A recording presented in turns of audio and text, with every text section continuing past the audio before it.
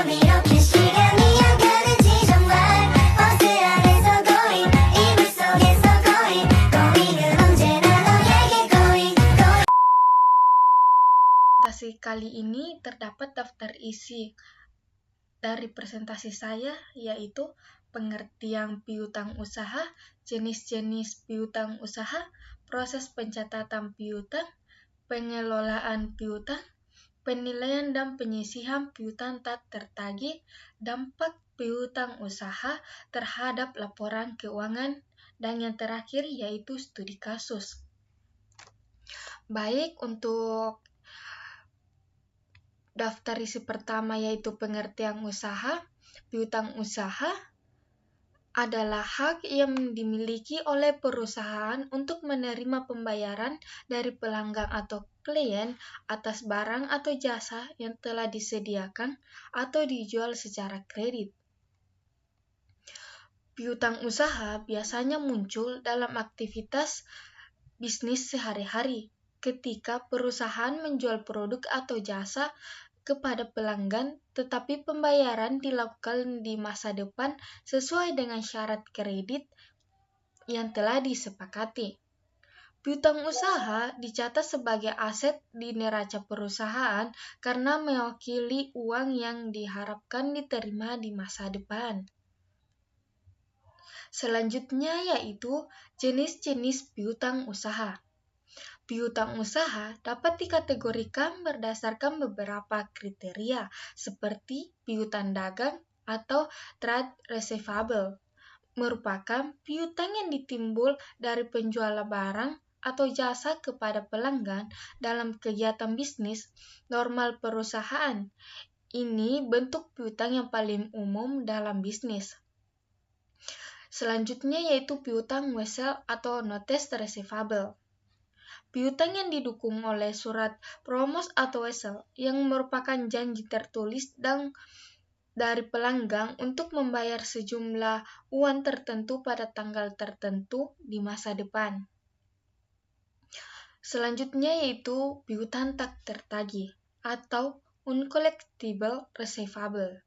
Piutang yang tidak dapat ditagih atau diperkirakan tidak akan pernah dibayar oleh pelanggan. Perusahaan biasanya membentuk cadangan untuk piutang tak tertagih dalam laporan keuangan mereka. Piutang jangka pendek atau short-term receivable. Piutang yang diharapkan dapat diterima dalam waktu 1 tahun atau dalam siklus operasi normal perusahaan. Mana yang lebih panjang? Selanjutnya yaitu piutang jangka panjang atau long-term receivables. Piutang yang diharapkan diterima lebih dari 1 tahun ke depan atau di luar siklus operasi normal perusahaan. Selanjutnya yaitu piutang antar perusahaan, intercompany receivable. Piutang yang timbul dari transaksi antara perusahaan yang berafiliasi atau dalam suatu kelompok perusahaan. Yang terakhir yaitu piutang lain-lain atau other receivable. Piutang yang tidak termasuk dalam kategori piutang dagang seperti piutang bunga, piutang dividen, dan atau piutang dari penjualan aset tetap. Masing-masing jenis piutang ini memiliki karakteristik dan perlakuan akuntansi yang berbeda, tergantung pada sifat dan jangka waktu piutang tersebut. Selanjutnya yaitu proses pencatatan piutang. Proses pencatatan piutang dalam akuntansi melibatkan beberapa langkah yang sistematis. Yang pertama yaitu pengakuan piutang. Ketika perusahaan menjual barang atau jasa secara kredit, piutang diakui pada saat transaksi terjadi. Jurnal yang biasanya dibuat yaitu pada pengakuan piutang, ketika perusahaan menjual barang atau jasa secara kredit, piutang diakui pada saat transaksi terjadi. Jurnal yang dibuat yaitu piutang usaha dan pendapatan piutang. penjualan. Jurnal ini mencatat jumlah penjualan dan piutang yang timbul dari penjualan tersebut. Selanjutnya yaitu penerimaan pembayaran. Ketika pelanggan melakukan pembayaran atas piutang, jurnal yang dibuat yaitu kas dan piutang usaha. Jurnal ini mencatat penerimaan kas dan pengurangan piutang usaha. Selanjutnya yaitu cadangan untuk piutang tak tertagih. Perusahaan biasanya membuat cadangan untuk piutang yang diperkirakan tidak akan tertagih. Metode yang sering digunakan adalah metode presentasi penjualan atau metode analisis umur piutang. Jurnal untuk mencatat cadangan piutang tak tertagih yaitu beban piutang tak tertagih dan cadangan piutang tak tertagih pada jurnal.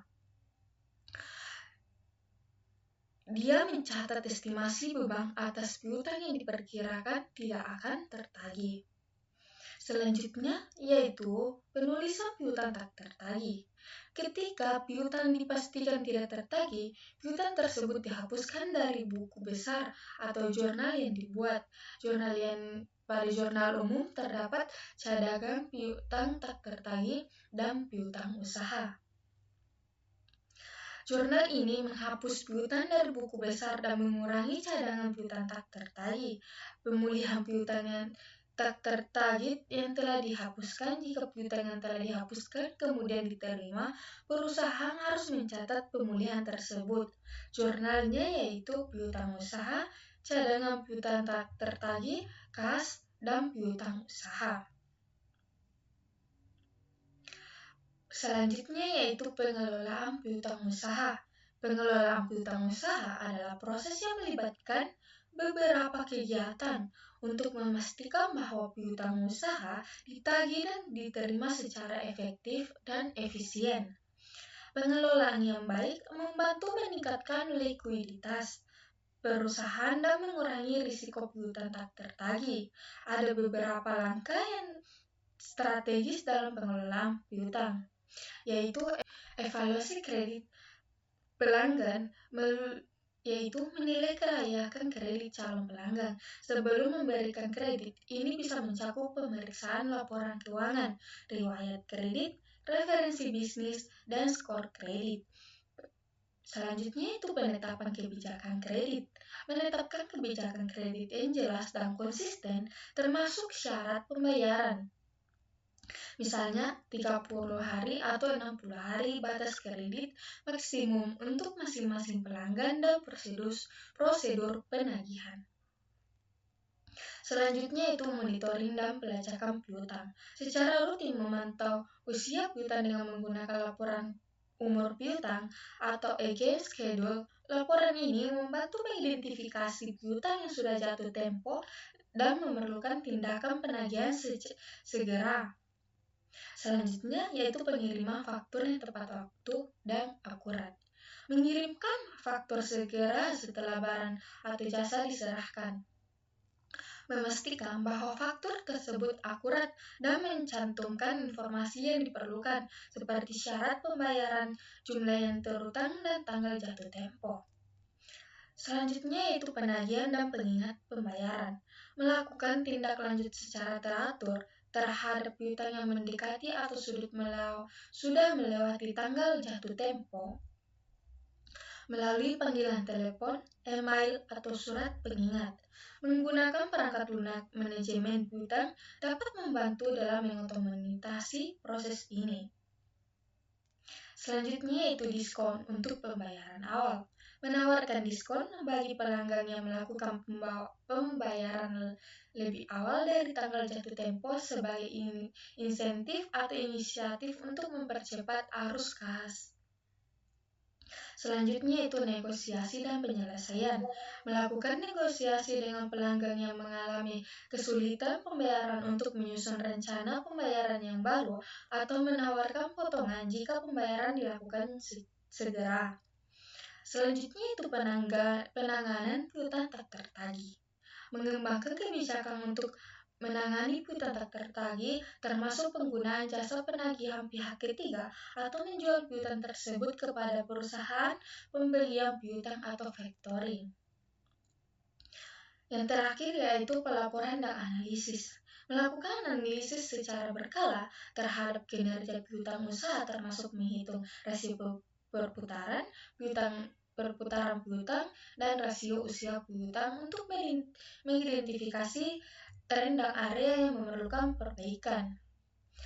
Yang terakhir, penggunaan teknologi. Menggunakan perangkat lunak, akuntansi, dan manajemen piutang untuk mengotomatisasi dan menyederhanakan proses pengelolaan piutang, serta untuk menghasilkan laporan dan analisis yang lebih akurat. Dengan menerapkan strategi ini, perusahaan dapat mengelola piutang usaha dengan lebih efektif dan mengurangi risiko piutang tertagih dan meningkatkan arus kas serta profitabilitas perusahaan. Baik, materi selanjutnya yaitu penilaian dan penyisihan piutang tak tertagih. Penilaian dan penyisihan piutang tak tertagih adalah proses penting dalam akuntansi yang bertujuan untuk mengantisipasi kemungkinan kerugian akibat piutang yang tidak akan dibayar oleh pelanggan. Ada beberapa langkah atau metode yang dapat digunakan untuk menilai dan menyisihkan piutang tak tertagih, yaitu pertama, penilaian piutang tak tertagih, analisis riwayat kredit pelanggan, laporan umur piutang atau EGI schedule, tren histori, kondisi ekonomi dan industri,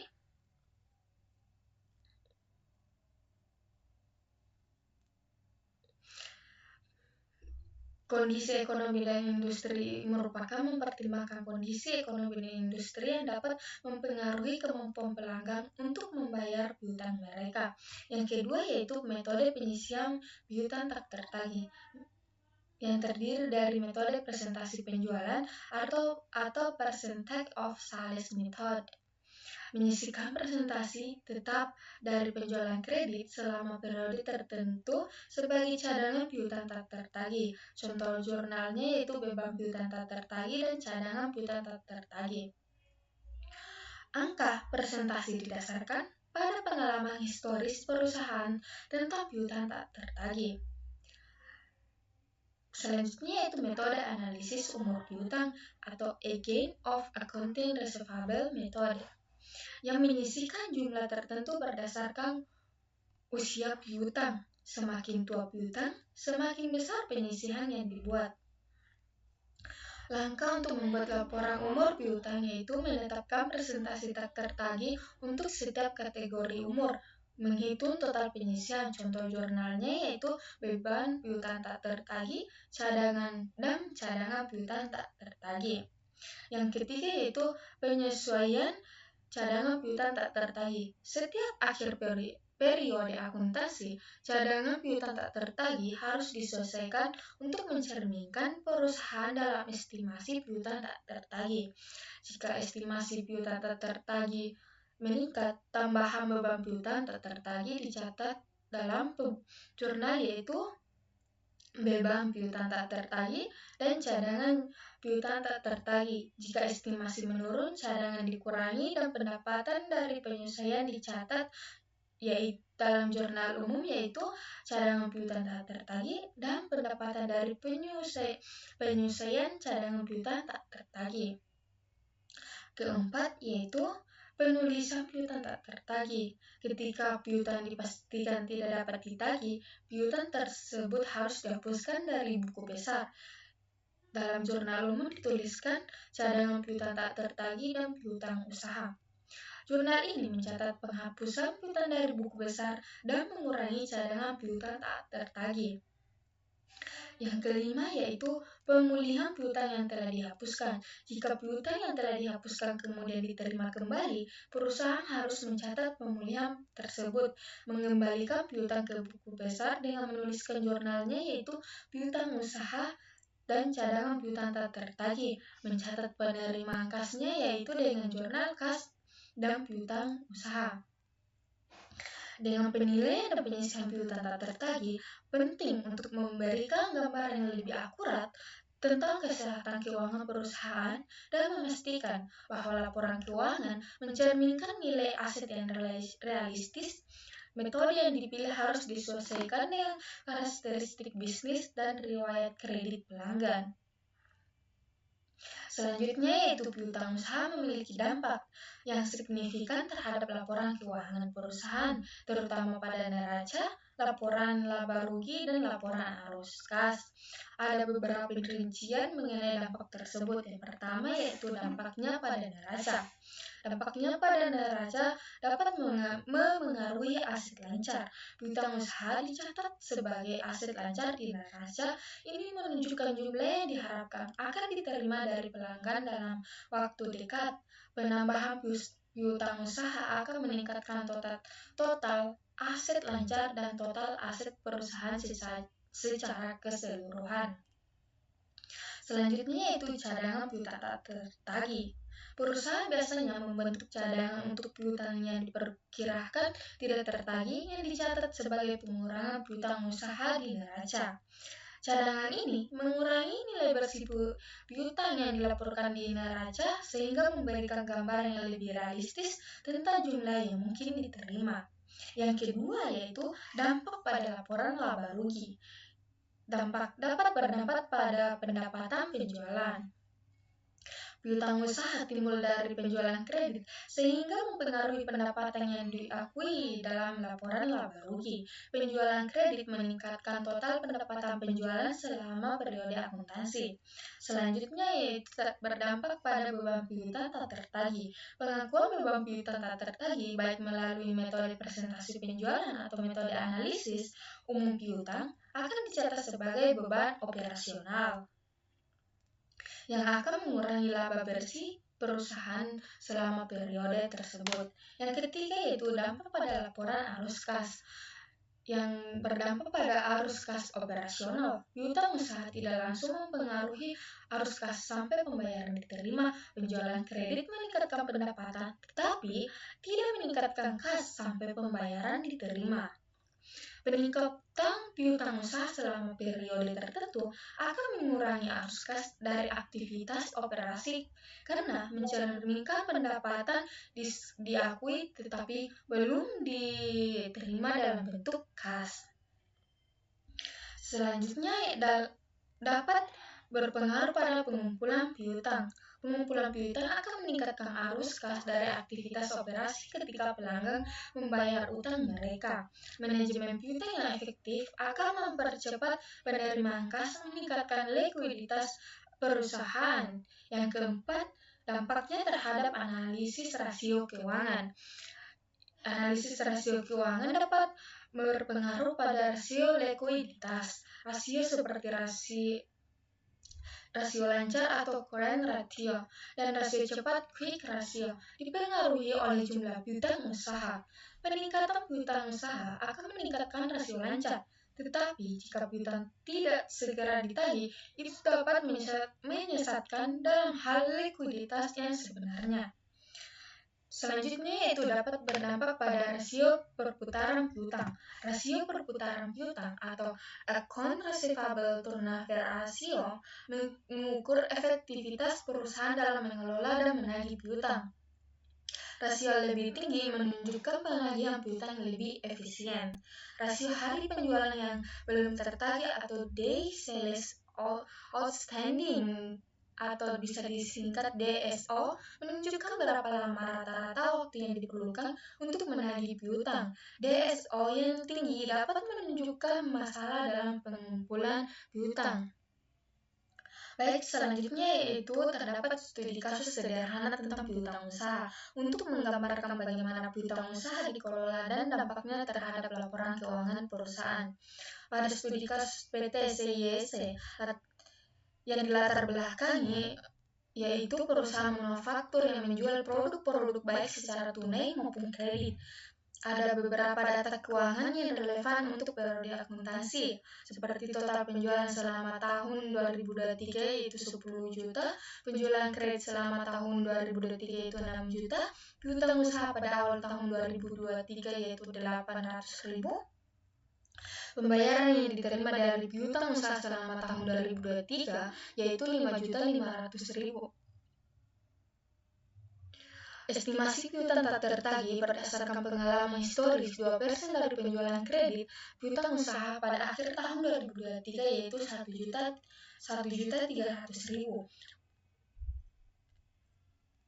Pengakuan piutang usaha pada PT CYC mencatat penjualan kredit sebesar 6 juta sebagai piutang usaha. Jurnal yang dibuat adalah piutang usaha 6 juta, pendapatan penjualan 6 juta, penerimaan pembayaran piutang selama tahun 2003 menerima pembayaran sebesar 5.500.000 dari pelanggan. Jurnalnya yaitu kas 5.500.000 dan piutang usaha 5.500.000. Estimasi piutang tak tertagihnya berdasarkan estimasi piutang tak tertagih sebesar 2% dari penjualan kredit. PT CYC mengakui beban piutang tak tertagih sebesar yang dituliskan dalam jurnal, yaitu beban piutang tak tertagih 120.000, 200%-nya dikali 6 juta, cadangan piutang tak tertagih 120.000.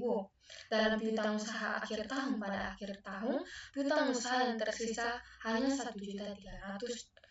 Dampaknya pada laporan keuangan pada neraca periode 31 Desember 2023, aset lancarnya yaitu kas 5.500.000, piutang usaha 1.300.000, dikurangi cadangan piutang tak tertagih 120.000, maka total aset lancarnya itu 6.680.000. Laporan laba rugi untuk tahun yang berakhir pada 31 Desember 2023 yaitu terdapat pada pendapatan penjualan 10 juta, beban piutang tak tertagih 120.000, dan pada laba bersih setelah dikurangi beban dan biaya lainnya, laporan arus kasnya dari aktivitas operasi yaitu pada penerimaan dari pelanggan 5.500.000. Maka analisis dari pengelolaan piutang ini, PT YCY berhasil mengumpulkan sebagian besar piutang usaha, tetapi masih ada piutang sebesar 1.300.000 pada akhir tahun. Pengelolaan yang lebih baik mungkin diperlukan untuk menagih piutang lebih cepat dan mengurangi saldo akhir piutang usaha. Dampaknya pada likuiditas, rasio lancar dan rasio cepat perusahaan akan dipengaruhi oleh piutang usaha. Saldo piutang usaha yang tinggi meningkatkan aset lancar, tetapi juga menunjukkan adanya dana yang belum diterima dalam bentuk kas. Pada risiko piutang tak tertagih berdampak pada dengan mengakui beban piutang tak tertagih sebesar 120.000, pada PT CYC mengantisipasi risiko piutang yang tidak akan tertagih, yang membantu memberikan gambaran yang lebih akurat tentang nilai bersih aset perusahaan. Maka kesimpulan dari studi kasus ini menunjukkan bagaimana piutang usaha dicatat dikelola dalam laporan keuangan. Pengelolaan piutang yang efektif dapat meningkatkan likuiditas perusahaan dan mengurangi risiko kerugian akibat piutang yang tak tertagih. Namun, saldo piutang yang tinggi pada akhir tahun menunjukkan perlunya upaya lebih dalam penagihan piutang untuk memastikan arus kas yang lebih baik. Mungkin cukup sekian presentasi dari saya. Jika ada kekurangan, mohon maaf.